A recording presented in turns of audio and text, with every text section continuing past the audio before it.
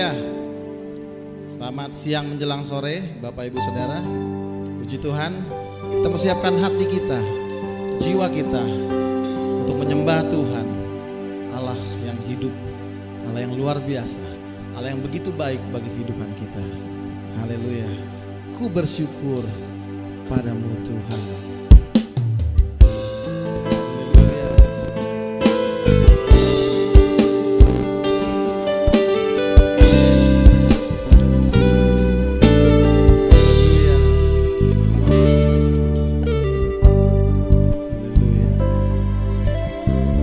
Bersyukur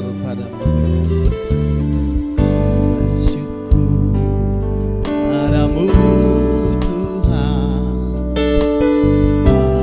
atas kasih-Mu, bermasmur bagi nama-Mu yang kudus.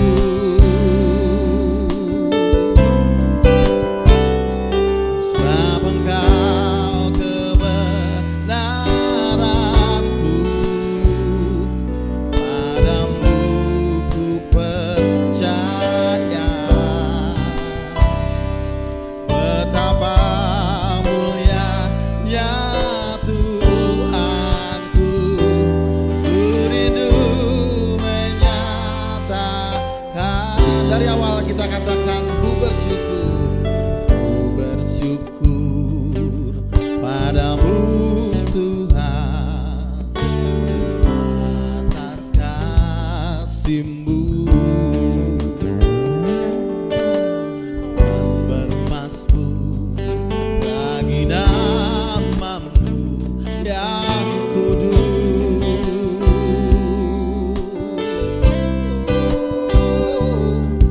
Engkau kebenaranku, padamu ku percaya. Betapa mulianya Tuhanku, ku rindu menyatakan.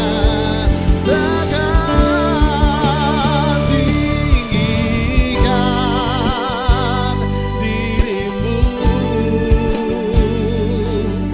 mengatasi langit. Haleluya. Kebesaran-Mu Tuhan, amin, mengatasi bumi. Oh, tinggikan diri-Mu mengatasi langit.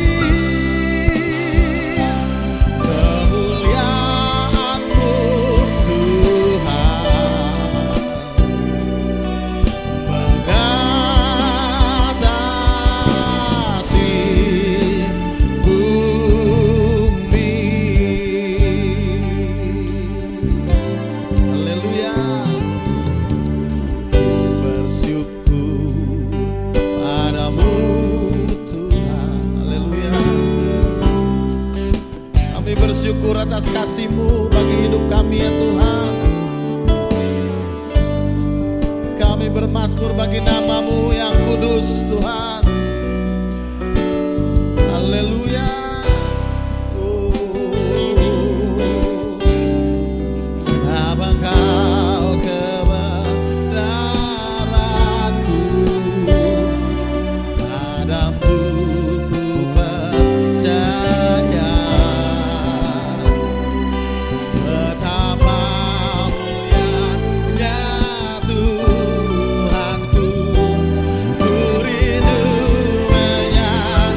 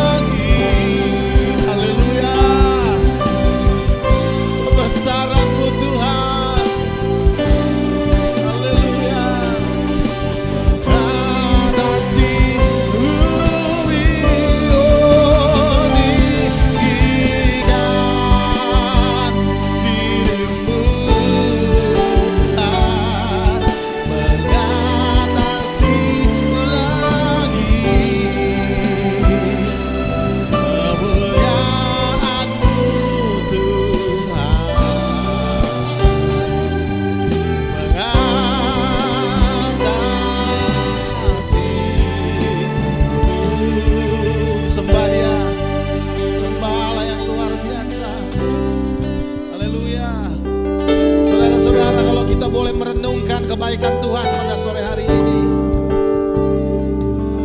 Betapa baiknya Allah kita, betapa baik Allah yang luar biasa itu. Dia tidak pernah meninggalkan kita, saudara-saudara. Haleluya, haleluya, haleluya. Terima kasih Tuhan, terima kasih Tuhan. Kami bersyukur, kami tinggikan Engkau Tuhan. Haleluya, glory bagimu. Haleluya Tuhan, glory, glory. Haleluya, glory bagimu Tuhan. Kami bersyukur, kami bersyukur Tuhan. Terima kasih Yesus, terima kasih Tuhan. Haleluya, Kau baik Tuhan, Kau baik Tuhan. Haleluya Tuhan. Terima kasih Tuhan buat hari yang indah, buat kesehatan yang Tuhan berikan kepada kami Tuhan. Kami boleh ada lagi di tempat ini, di rumah-Mu ya Tuhan, untuk memuji, menyembah Engkau Allah yang besar. Haleluya. Terima kasih Tuhan. Mungkin di belahan dunia lain masih belum dapat mengadakan ibadah seperti ini ya Tuhan. Kami bersyukur Tuhan, di tempat ini, di rumah-Mu Tuhan, kami boleh berkumpul lagi sekian lama. Kami boleh ada lagi Tuhan saat ini semua karena kemurahan-Mu ya Tuhan. Haleluya. Terima kasih Tuhan. Terima kasih ya Tuhan buat kesempatan yang indah pada sore hari ini. Kami mau pakai kesempatan yang Tuhan berikan ini untuk dengan segenap hati kami mau menyembah, mau memuji Tuhan Yesus Kristus. Kami mulai ibadah kami Tuhan dalam nama Tuhan Yesus Kristus. Haleluya, amin. Kau coba kita teriakan haleluya 3 kali, amin saudara. Haleluya, haleluya, haleluya. Sudah bersuka cita pada sore hari ini? Sehat semua, amin. Amin ya Tuhan, amin ya saudara ya.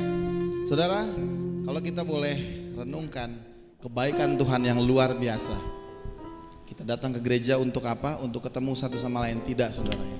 Kita mau ketemu Tuhan dalam hadiratnya. Amin. Kita undang hadirat Tuhan di tempat ini. Kita memuliakan Tuhan, mau meninggikan Tuhan Allah yang luar biasa. Amin. Apa yang tak pernah Haleluya. Kita angkat pujian kita yang kedua.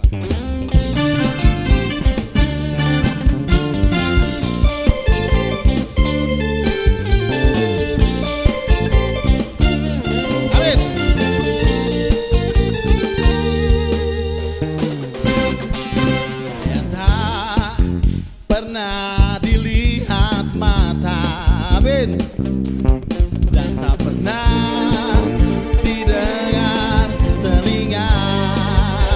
Oh, yang tak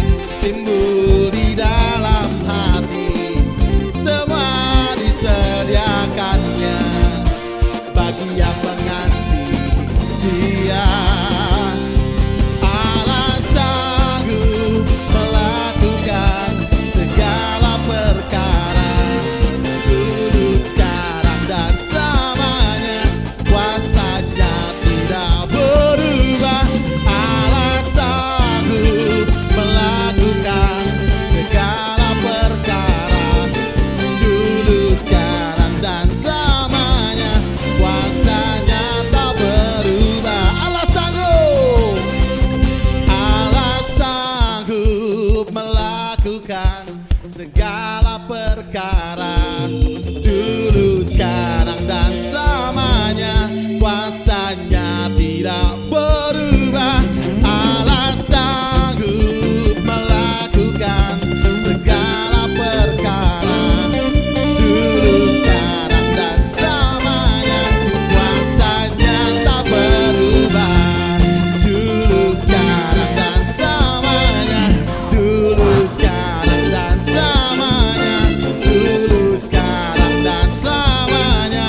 Kuasanya tak berubah. Hey! Glory! Haleluya. Beri kemuliaan buat Tuhan kita yang luar biasa. Tuhan Yesus katakan, aku jalan, kebenaran, dan hidup. Amin. Haleluya.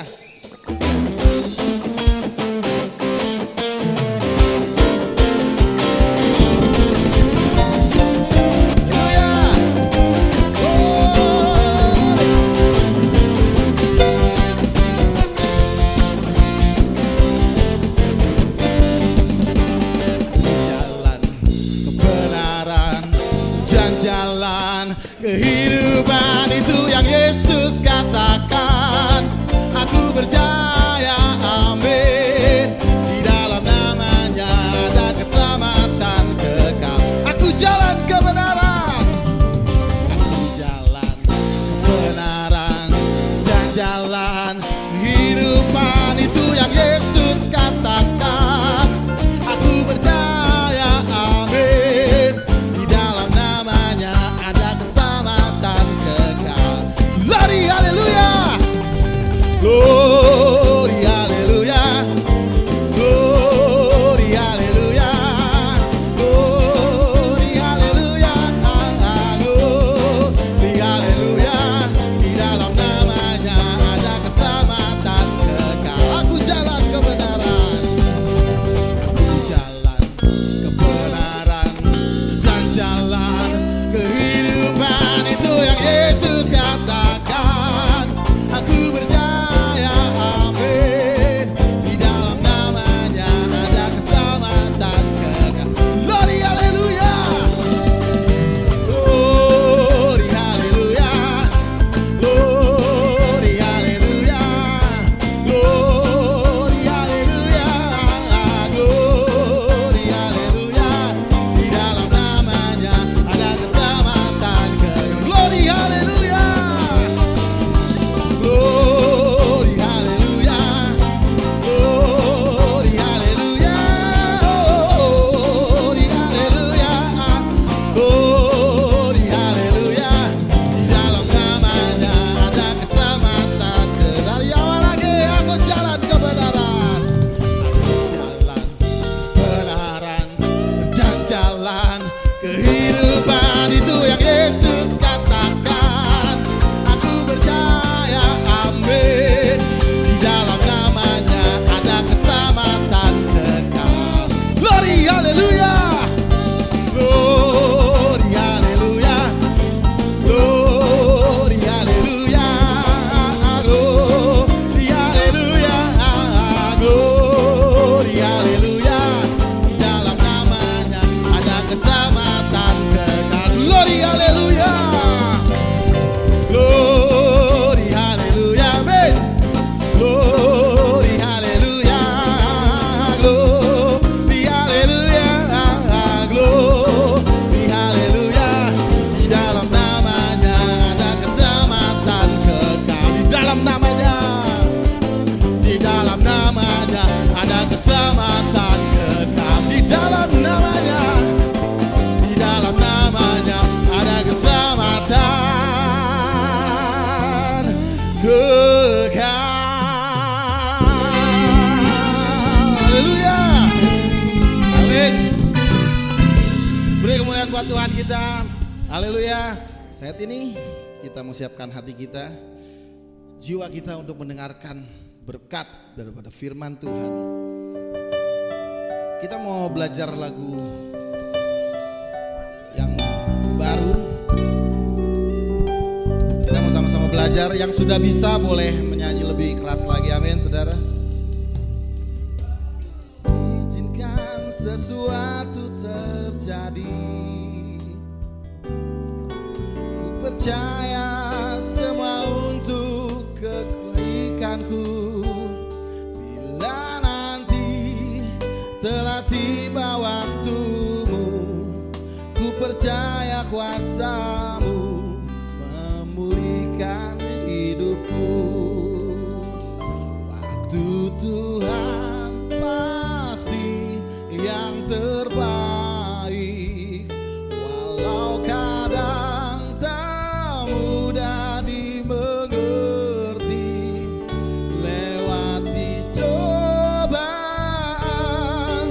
ku tetap percaya waktu Tuhan pasti yang terbaik. Haleluya, amin. Kau luar biasa Tuhan, haleluya.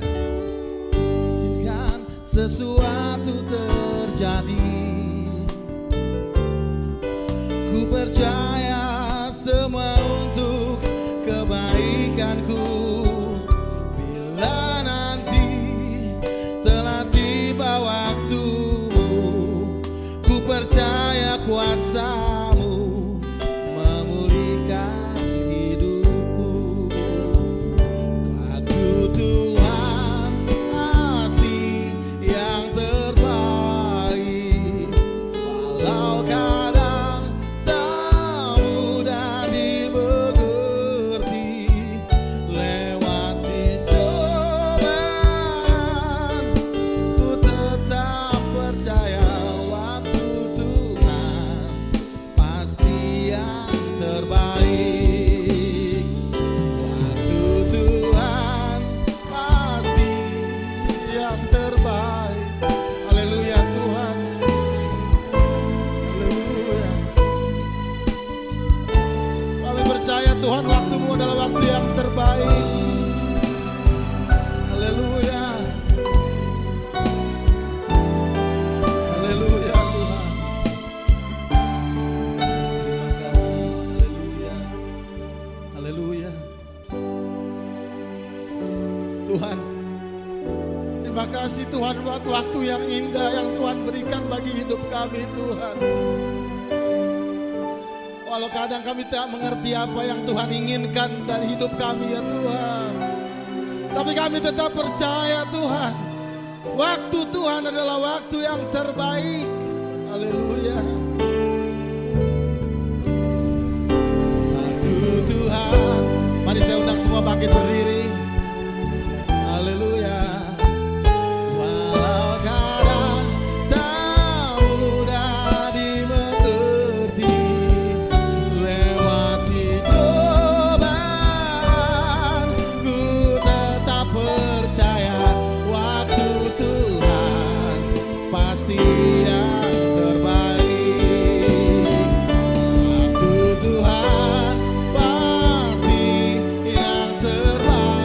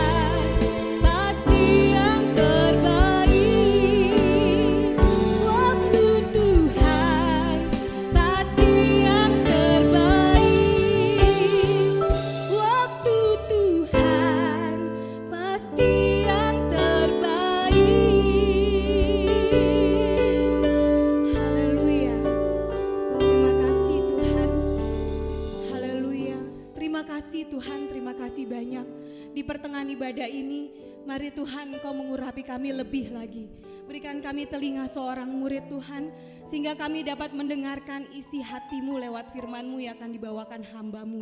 Engkau makai lidah mulut bibir hamba-Mu Tuhan, biar kata-kata yang keluar Tuhan, yang firman-Mu akan Kau sampaikan lewat hamba-Mu itu menjadi Tuhan berkat buat kami, menjadi kekuatan buat kami Tuhan. Terima kasih banyak Tuhan, terima kasih banyak Yesus. Saat ini kami mau siapkan hati kami lebih lagi untuk menerima berkat firman Tuhan. Biar kami mau duduk diam, kami boleh berkonsentrasi dan firman-Mu boleh masuk, tertanam dan bertumbuh di dalam hati dan pikiran kami Tuhan. Terima kasih banyak Tuhan. Kami peralaskan doa sembahyang kami dengan penuh ucapan syukur. Hanya di dalam nama Tuhan Yesus Kristus. Haleluya. Amin. Mari kita melihat sekarang Yosua pasal 4 ayat yang ke-13. Tertulis demikian. Yosua 4 ayat yang ke-13. Sebenarnya peristiwa ini masih di dalam satu peristiwa penyeberangan. Hanya karena waktu yang lalu kita belum membahas itu. Yosua 4 ayat 13 tertulis kira-kira 40.000 orang yang siap untuk berperang menyeberang di hadapan Tuhan di dataran Yeriko untuk berperang. Satu keterangan inilah saudara yang memegahkan hati saya. Mereka dituliskan, ya, dikisahkan oleh penulis kitab Yosua ini. Menyeberang sungai Yordan itu untuk berperang. Mungkin banyak kita memahami penyeberangan sungai Yordan ini adalah tanda atau sebuah akhir dari rute perjalanan mereka untuk masuk tanah perjanjian. Tetapi saudara, ayat ini pada akhirnya memberi kita satu fakta, ya, satu kebenaran. Mereka menyeberang sekalipun memang itu dalam menggenapi tujuan Tuhan untuk masuk dan nantinya mewarisi tanah perjanjian itu. Tapi ternyata tidak sesuai yang kita bayangkan selama ini, bahwa mereka menyeberang itu untuk berperang. Mereka menyeberang karena mereka harus menyisakan atau menyediakan sekian waktu cukup lama, bukan hitungan hari, bahkan bukan hitungan bulan, tapi tahun. Ya, kurang lebih 5 tahun.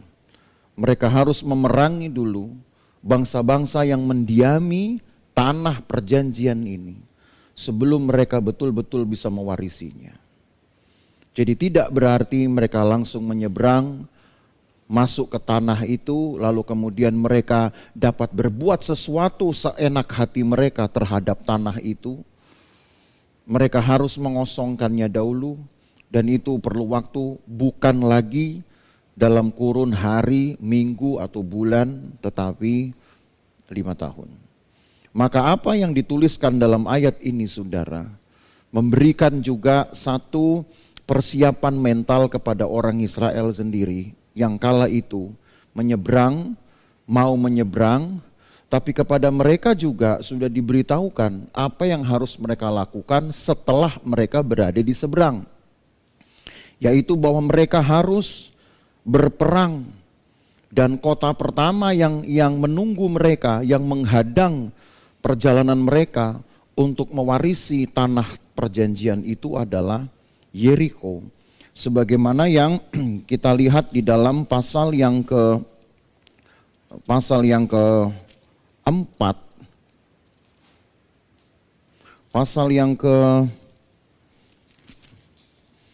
ketika ditulis bahwa orang Israel ini, pasal yang keempat ayat yang ke-19, ditulis begini. Bangsa itu telah keluar dari sungai Yordan pada tanggal 10 bulan pertama, dan mereka berkemah di Gilgal di batas timur Yeriko.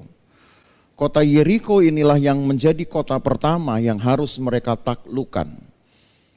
Jadi kota itu memang menjadi hadangan pertama Israel ketika mereka sudah menyeberang sungai Yordan, dan di seberang itu di tempat yang disebut kemudian dengan kata Gilgal. Jadi ada masa persiapan sekitar 4 hari sedikitnya sebelum orang Israel akan menggempur kota Yeriko ini, maka Yosua melakukan penyunatan secara massal untuk generasi-generasi yang dilahirkan di padang gurun. Kalau kita maju ke dalam pasal 5, Yosua pasal 5. Yosua pasal 5 ayat 1 sampai ayat yang ketiga. Ketika semua raja orang Amori di sebelah barat sungai Yordan dan semua raja orang Kanaan di tepi laut mendengar bahwa Tuhan telah mengeringkan air sungai Yordan di depan orang Israel, sampai mereka dapat menyeberang, tawarlah hati mereka dan hilanglah semangat mereka menghadapi orang Israel. Satu kemenangan sebenarnya, satu keuntungan yang diperoleh orang Israel adalah musuh-musuh yang sudah tahu bahwa tidak lama lagi mereka akan berhadapan dengan Israel ini, itu sudah jatuh mentalnya, saudara. Tawar hati melihat apa yang Allah Israel kerjakan di depan mata mereka. Mengeringkan air laut, mengeringkan air sungai Yordan. Persis seperti yang Rahab juga saksikan. Bahkan peristiwa 40 tahun yang lalu ketika Tuhan mengeringkan Laut Merah, mereka pun mengingatnya itu. Jadi rupanya peristiwa demi peristiwa di mana Allah turun tangan, sedikit demi sedikit, saudara, semakin menambah kegentaran orang-orang asing, bangsa-bangsa asing di sekitar Israel terhadap umat Allah ini. Dengan situasi ini, Allah tetap melanjutkan pekerjaannya yang sudah dirancangnya. Apakah itu? Ayat yang kedua. Pada waktu itu berfirmanlah Tuhan kepada Yosua, buatlah pisau dari batu dan sunatlah lagi orang Israel itu untuk kedua kalinya. Kepada siapakah Yosua melakukan penyunatan ini? Kalau kita loncat ayat yang ke-5, sebab semua orang yang keluar dari Mesir itu telah bersunat. Tetapi semua orang yang lahir di padang gurun dalam perjalanan sejak keluar dari Mesir belum disunat. Jadi yang disebut sunat kedua kali bukan kepada orang yang sama tapi kepada orang yang baru, yang dihitung masa kelahirannya sejak mereka sudah berada di luar Mesir. Maka kalau kita loncat ayat yang ke-9 sekarang, masih di Yosua pasal 5 ayat 9. Dan berfirmanlah Tuhan kepada Yosua, hari ini telah kuhapuskan celah Mesir itu daripadamu. Itulah sebabnya nama tempat itu disebut Gilgal sampai sekarang. Kalau saudara perhatikan ayat ini, susunan ceritanya, mungkin saudara akan aneh. Orang Israel toh sudah berpisah dari Mesir itu sudah 40 tahun. Sejak mereka keluar dari Mesir. Pada tanggal 15 bulan 1, 40 tahun yang lalu. Mereka sampai di Gilgal ini, menurut kalender tadi ayat 19 kita baca, mereka sampai tanggal 10 bulan 1 tahun yang ke-41. Artinya tinggal 5 hari lagi mereka betul-betul menggenapkan perjalanan menjadi 40 tahun. Jadi di titik Gilgal ini mereka sebenarnya sudah sampai masuk di tanah perjanjian 40 tahun kurang 5 hari. Kalau lihat dari kalendernya. Nah, apa yang terjadi atau apa yang disebut dalam ayat ini memberi kita satu pemikiran yang lain tentunya. Mengapa orang Israel yang sudah berpisah 40 tahun dari Mesir dan dalam perjalanan itu mereka tidak pernah ketemu Mesir lagi. Mereka ketemu dengan bangsa-bangsa lain, bangsa-bangsa asing. Seperti bangsa Moab, lalu bangsa keturunan kakak mereka sendiri yaitu Edom, keturunan Esau. Kemudian ketemu dengan bangsa Amon, ketemu dengan orang-orang Amalek.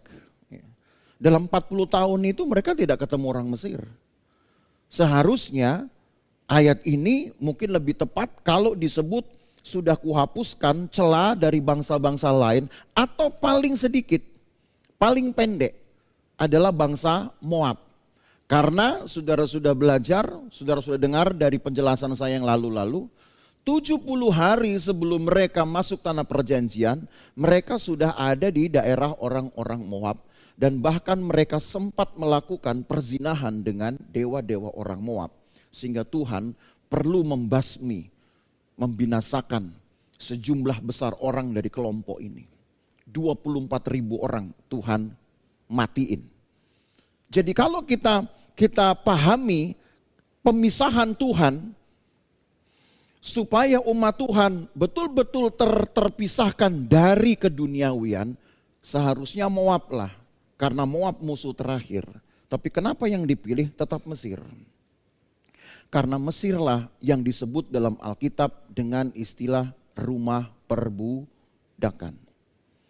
Mesir yang paling lama, saudara, menguasai mereka, memperbudak mereka.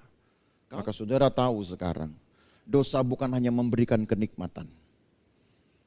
Dosa bukan hanya memberikan juga satu perasaan ketagihan. Tapi dosa itu memperbudak. Dosa memperhamba. Sehingga sekalipun orang Israel sudah 40 tahun berjalan jauh dari Mesir, namanya diperbudak itu berarti pikiran mereka pun bisa-bisa masih terjajah. Hati mereka pun bisa-bisa masih terpengaruhi. Walau secara fisik itu sudah jauh. Dan inilah saatnya, atau lebih tepat Tuhan mengambil momentum dengan sunat itu. Supaya dihapuskanlah celah Mesir itu. Dan mengapa dipilih tempat? Dan tempat itu diberi nama Gilgal. Orang Israel ini hampir sering memberi nama satu tempat ataupun nama orang itu didahului dengan peristiwa-peristiwa. Nah, Gilgal itu diberi nama ketika Yosua sudah menyunatkan orang-orang Israel yang dihitung masa kelahirannya sejak mereka keluar dari Mesir. Gilgal itu artinya banyak, saudara ya.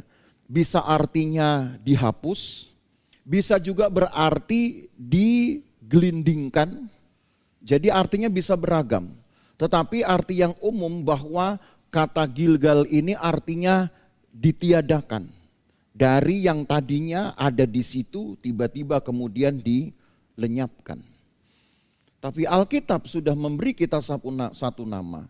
Gilgal, momen di mana orang Israel disunat untuk dihapuskan celah Mesir dari pikiran mereka.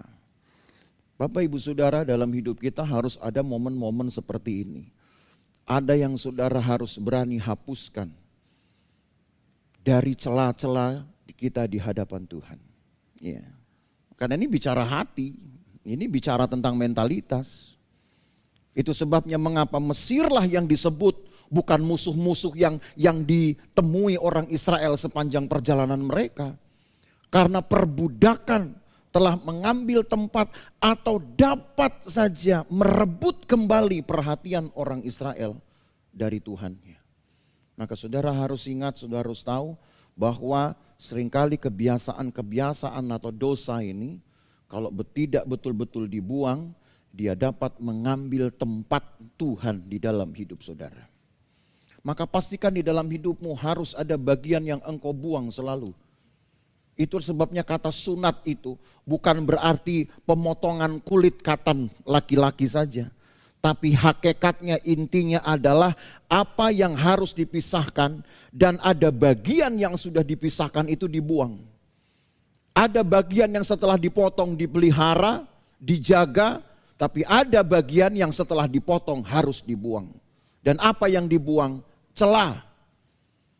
Semua perbuatan celah yang membuat Tuhan pun akhirnya menjadi tercelah namanya oleh karena perlakuan umatnya. Itu harus dibuang. Dan ini pun terbukti saudara. Sekalipun Tuhan sudah berbuat hal seperti ini. Di depan mata mereka membuat satu momentum pemisahan dengan perbudakan. Dengan pikiran-pikiran celah. Dengan hati yang penuh celah juga. Sekalipun Allah sudah melakukan momentum ini dengan sunat di Gilgal itu. Orang Israel nyatanya tetap juga memelihara apa yang celah itu. tapi dengan cara yang lain. Jadi maksud Allah ketika perbuatan Tuhan itu mendatangkan keuntungan bagi orang Israel. Karena musuh-musuh Israel menjadi takut, itu dipakai oleh Allah mempersiapkan bangsanya, umatnya untuk memenuhi kehendak Allah dulu. Itu maksudnya. Jadi ketika 4 hari mereka harus beristirahat dari sunatnya itu, bangsa-bangsa lain pun gak berani maju, malah menutup diri. Nanti saudara lihat ya, atau kita lihat dulu pasal 6. Yeriko yang menjadi kota pertama yang akan mereka serang, dalam kurun waktu 4 hari atau 5 hari menunggu sejak orang Israel menyeberang, apa yang mereka buat? 6 ayat 1, kitab Yosua masih. Dalam pada itu Yeriko telah menutup pintu gerbangnya, telah tertutup kota itu karena orang Israel, tidak ada orang keluar atau, ini baru istilah lockdown. Kenapa? Ya karena tadi takut, sebab Allahnya orang Israel sudah berbuat hal yang ajaib. Kalau mereka tahu, orang Israel lagi gak bisa ngapain nih. Orang Israel sedang sakit semua gara-gara disunat nih. Ayo kita serbu. Itu gampang saudara. Habis orang Israel pasti. Tapi Allah telah membuat satu keuntungan itu. Bukan untuk diambil tindakan buru-buru. Tapi karena Allah harus menggenapkan dulu kehendaknya untuk bangsa ini. Yaitu pisah dulu celak dengan Mesir. Untuk memerangi kedagingan, karena Mesir itu kan bicara kedagingan, maka begitu juga musuh-musuh Israel termasuk Yeriko itu juga bicara kedagingan, sama. Untuk memerangi kedagingan, kalau di otak masih daging ya sama saudara. Itu namanya daripada jeruk makan jeruk, ya bagus kita tidak usah bikin perlawanan. Untuk melawan dosa, pikiran dosa harus hilang dulu. Bisa mengerti? Untuk melakukan kehendak Allah, pikiran kita harus penuh dulu dengan kasih Allah. Gak bisa melakukan kehendak Allah, pikiran kita masih penuh dengan hal yang kotor. Kan gak nyambung ini. Gak siap kita, gak rela kita mau berperang. Gak rela kita untuk melakukan kehendak Allah, karena pikirannya masih yang mau mikir yang enak-enak. Yang ada malah seharusnya memerangi dosa, kita jadi anggap dosa teman. Kenapa? Karena di pikiran ini masih belum dihapuskan celah. Itulah Tuhan kita, saudara. Kalaupun Allah berbuat sesuatu yang kemudian dibungkus dengan kata mujizat, perbuatan ajaib, itu bukan untuk membuat kita menjadi arogan dan sombong hati. Tapi seharusnya menjadi satu pengendalian diri, perenungan diri, apa yang harus saya persiapkan, apa yang harus saya tambahkan untuk dapat menyenangkan hati Tuhan, melengkapkan diri dengan kehendak Tuhan sebelum saya mendapatkan satu berkat besar. Harusnya kita berpikir seperti itu. Persis seperti yang orang Israel, yang Allah lakukan kepada orang Israel. Jadi sekarang saudara tahu mengapa kegentaran itu Tuhan luaskan kepada bangsa-bangsa lain. Sebab ketika Israel masuk ke Gilgal, mereka harus dulu vakum di sana 4-5 hari. Sebelum mereka sembuh dari sunat dan sebelum mereka selesai merayakan Paskah. Tidak boleh ada satu bangsa asing pun mendekat.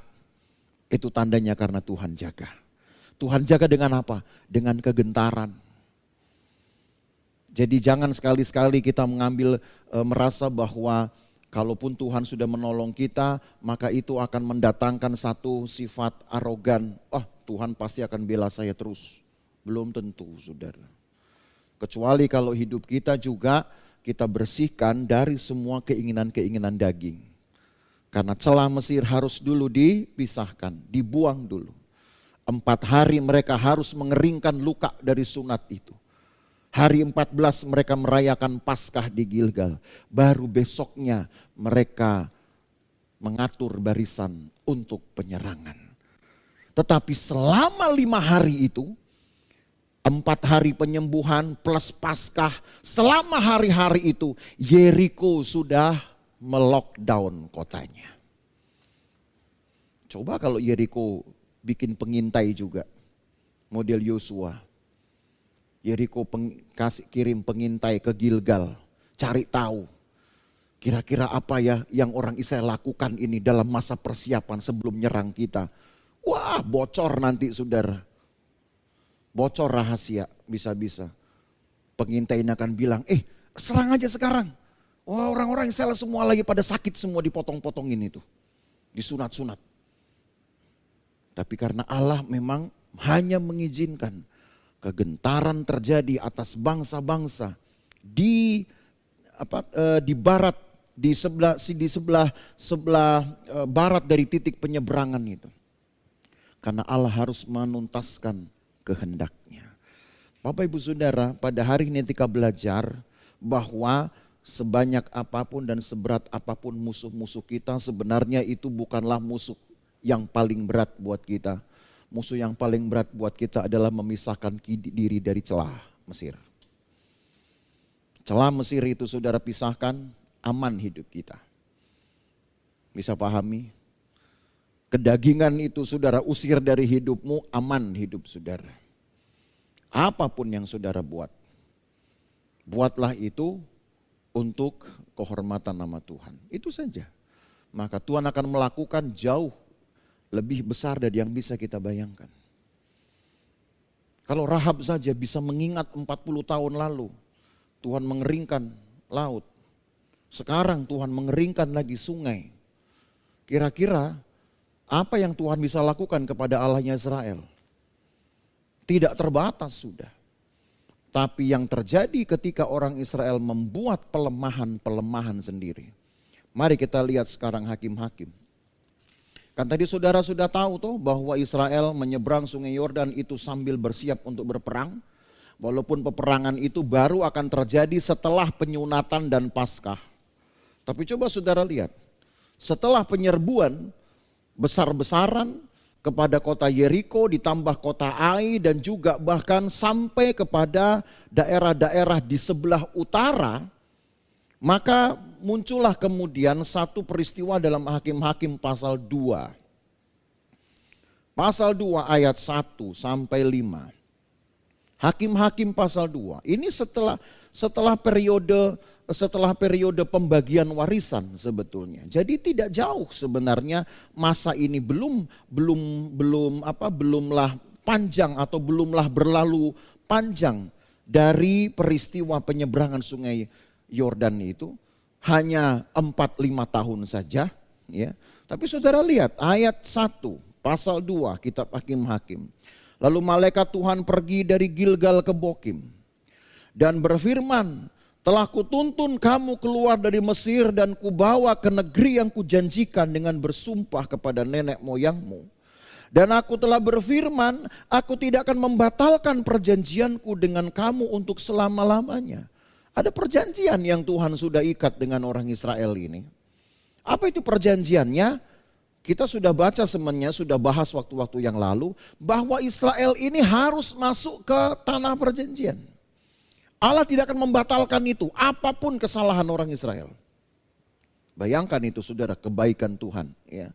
Israel harus masuk ke tanah perjanjian sebab itu sudah dijanjikan 400 tahun sebelumnya kepada Abraham. Jadi artinya begini, kalau kita dari kacamata awam, dari kacamata manusia, kalau Tuhan batalkan perjanjian kepada Israel untuk membatalkan masuknya Israel ke tanah Kanaan itu, tanah perjanjian, maka berarti Tuhan sudah membohongi Abraham 400 tahun yang lalu. Itu tidak mungkin. Karena Allah tidak pernah berdusta, saudara. Jadi demi menjaga perjanjiannya kepada Abraham 400 tahun sebelum peristiwa ini, maka Allah juga berjanji kepada Yosua. Dan itu sudah di ayat-ayat awal kita pelajari. Bagaimanapun juga umat Tuhan ini harus masuk tanah perjanjian. Sebab aku sudah berjanji kepada Abraham. Jadi demi kasih Tuhan itu berlangsung, berlaku. dan demi perjanjian kepada Abraham itu tergenapi, Tuhan katakan mereka harus masuk Kanaan. Hanya resikonya mereka masuk Kanaan gak langsung istirahat, perang. Makanya sambil menyeberang sungai Yordan, mereka disiapkan barisannya untuk perang, walaupun ada jeda 4 hari mereka harus disunat. Itu kehendak Tuhan. Tapi yang terjadi di dalam masa-masa yang Tuhan luaskan orang Israel harusnya berperang untuk menghalau bangsa-bangsa asli Kanaan itu, yang terjadi ayat yang kedua. Tetapi, masih tadi kita lanjutkan baru ayat 1. Tetapi, janganlah kamu mengikat perjanjian dengan penduduk negeri ini. Mezbah mereka harus kamu robohkan, tapi kamu tidak mendengarkan firman-Ku, mengapa kamu berbuat demikian? Lagi aku telah berfirman, aku tidak akan menghalau orang-orang itu dari depanmu, tapi mereka akan menjadi musuhmu dan segala Allah mereka akan menjadi jerat bagimu. Setelah malaikat Tuhan mengucapkan firman itu kepada seluruh Israel, menangislah bangsa itu dengan keras. Maka tempat itu dinamai Bokim. Bokim ya, ingat, bukan Boim. Bokim. Lalu mereka mempersembahkan korban di sana kepada Tuhan. Tuh lagi. Saudara ingin memenangkan dunia ini untuk saudara, caranya satu saudara.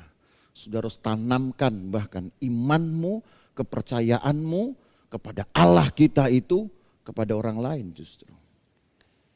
Kalau kita ikut-ikutan malah menyembah Allah orang lain, hukumannya seperti ini. Tuhan biarkan musuh-musuh saudara itu hidup seumur hidup dengan kita. Jadi marilah kita responi kasih Tuhan ini. Allah, sebagaimana Allah berjanji bahwa umat Tuhan harus masuk ke negeri perjanjian, maka percayalah kepada saudara dan saya pun berkat-berkat seperti di negeri perjanjian. Apa itu ya? Kita kan gak terima negeri perjanjiannya, tapi berkat-berkat di negeri perjanjian itu adalah kelimpahan susu, kelimpahan madu, kelimpahan gandum, keamanan. Itu yang Tuhan beri, ketentraman. Kalau saudara baca ayat-ayat ini saudara akan tahu. Itu yang disebut dengan kelimpahan atau berkat negeri perjanjian. Lalu keturunan yang sehat, anak-anak yang akan menjadi pemimpin-pemimpin, itu dicatat dalam Alkitab. Nah mungkin kita tidak mewarisi negeri atau tanah perjanjian, tapi berkat-berkatnya. Kelimpahan, saudara senang toh kelimpahan, kelimpahan bantuan sosial, senang kan? Gitu. Kenapa kita bilang kelimpahan susu dan madu? Gitu. Itu artinya semua kebutuhan-kebutuhan Tuhan limpahi, jiwa saudara Tuhan limpahi dengan ketenangan, cukuplah itu. Tapi hanya satu syaratnya, pisahkanlah hidupmu dari celah Mesir. Tuhan menolong kita saudara. Tuhan memberkati kita. Kita nyanyi satu lagu pendek saudara. Saya pingin satu lagu lama kita satu nyanyi. Lagu Dia Peliharaku, Dia Peliharaku. Di waktu senang maupun susah, Dia peliharaku.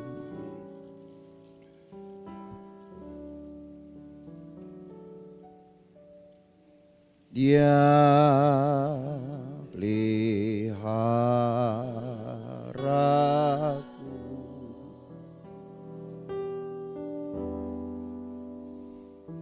Dia peliharaku,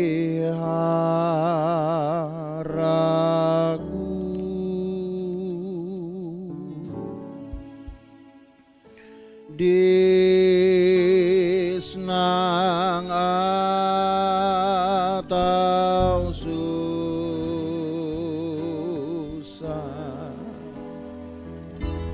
Dia pelihara, lagi Dia peliharaku, Dia peliharaku,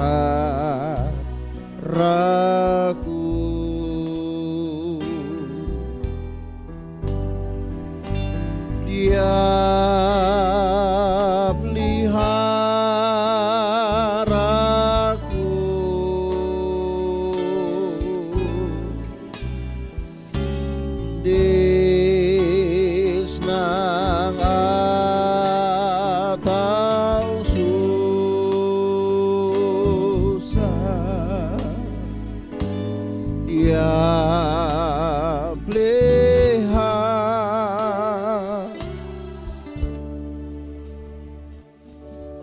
Saudara yang ada dalam ruangan ini, atau engkau yang mungkin ada di rumah, kalau saudara ingin didoakan, angkat tanganmu, saya akan berdoa buat saudara. Tuhan Yesus, Engkau yang mendengar doa dan seruan umat-Mu.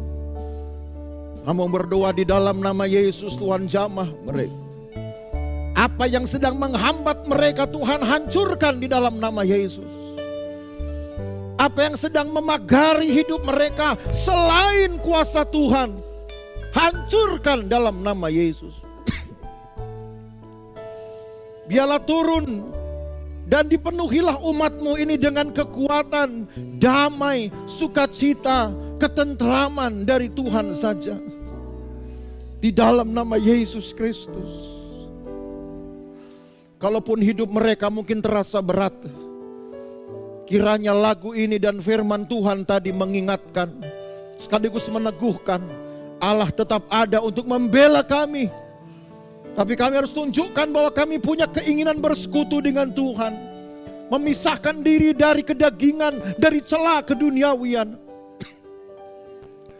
Tuhan tolong umat-Mu. Tuhan tolong umat-Mu. Terima kasih banyak Tuhan Yesus. Hamba-Mu berdoa untuk keluarga-keluarga yang ada di rumah. Umat Tuhan yang masih ada di rumah dan yang hanya bisa menikmati ibadah sampai hari ini dengan tayangan-tayangan dari rumah.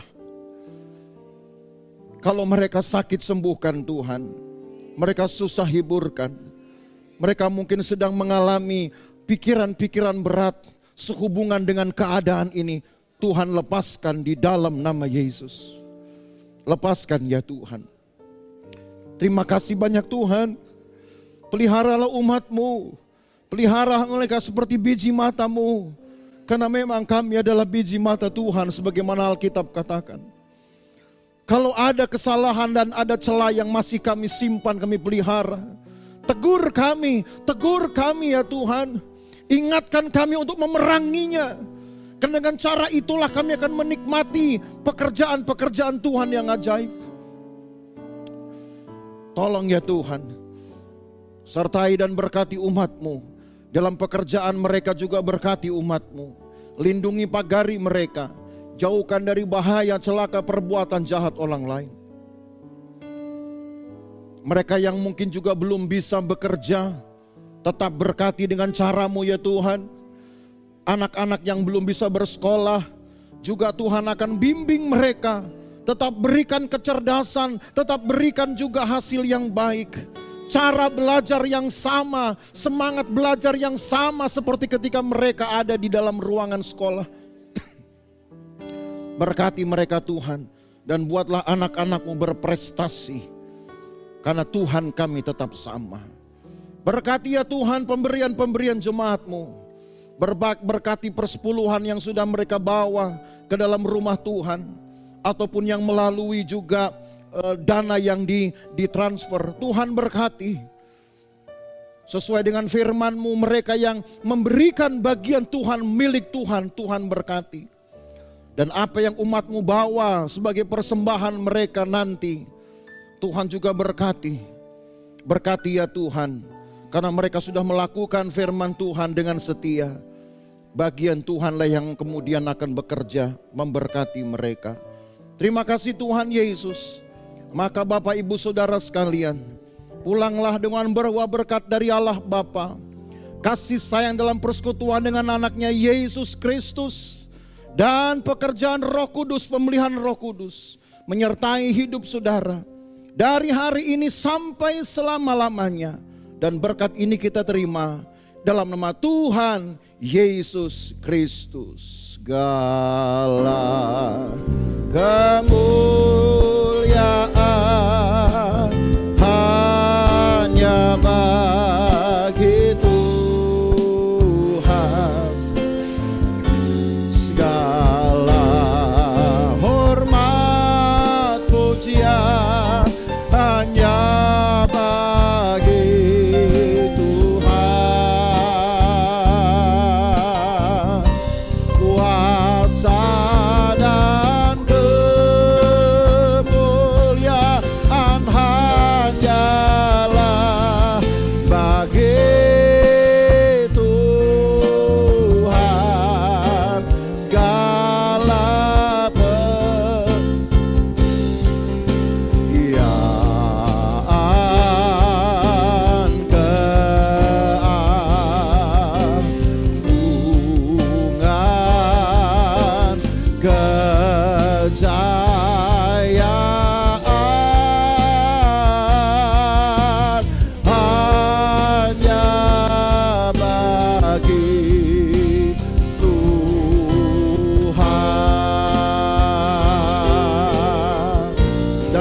jemaat yang diberkati.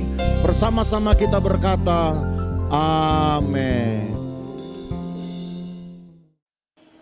Selamat siang, saya mau sharing apa yang saya alami mulai dari awal kehamilan saya sampai saya melahirkan. Saya mengalami banyak sekali proses. Saya tahu Tuhan sayang saya, mau proses saya supaya saya semakin lebih dekat lagi kepadanya.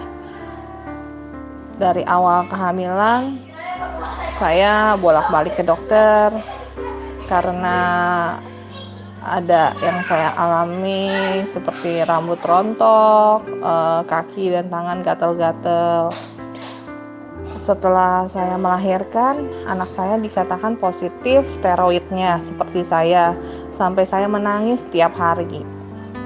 Sampai disuruh cek kedua, saya sebelum dicek keduanya saya berdoa kepada Tuhan, saya minta ampun dan amin, puji Tuhan, hasilnya negatif steroid anak saya. Setelah saya melewati semua itu, ada lagi proses yang saya alami. Saya mengalami ada benjolan. Di bawah vagina sampai ke dubur, dan saya harus mengalami operasi kembali. Sebenarnya saya takut sekali melakukan operasi. Saya akhirnya operasi kembali. Sebelum operasi saya didoakan dengan pendeta Hanil. Sebelum saya operasi, terima kasih pendeta Hanil dan istrinya datang ke rumah saya. Saya didoakan.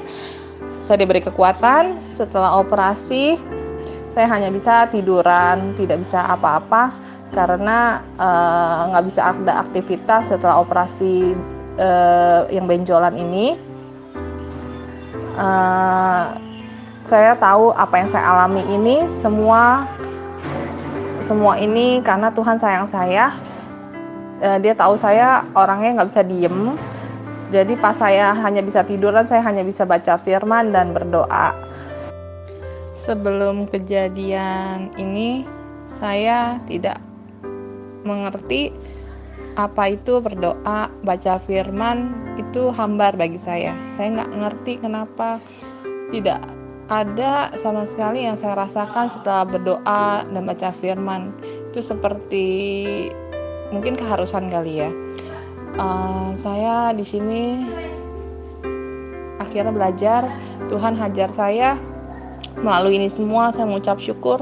Akhirnya saya ngerti apa itu pentingnya baca firman dan berdoa. Terima kasih, haleluya, amin.